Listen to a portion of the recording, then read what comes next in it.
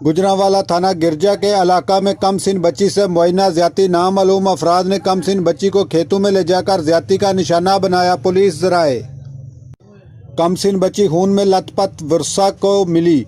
बच्ची घर से दूध लेने दुकान पर गई थी। एफआईआर का मुतयन बच्ची को मेडिकल के लिए अस्पताल मुंतकिल कर दिया गया। पुलिस थाना गिरजा पुलिस ने नामालूम मुलजम के खिलाफ मुकदमा दर्ज करके तफ्तीश शुरू कर दी। डीएसपी गुलाम मोहम्मद मुलजम की तलाश जारी है। जल्द मुलजम को गिरफ्तार कर लिया जाएगा।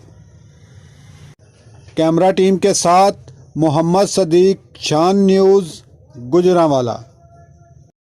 मज़ीद खबरों और अपडेट्स के लिए लिंक विजिट कीजिए www.facebook.com/shan news hd। देखते रहिए शान न्यूज़ HD।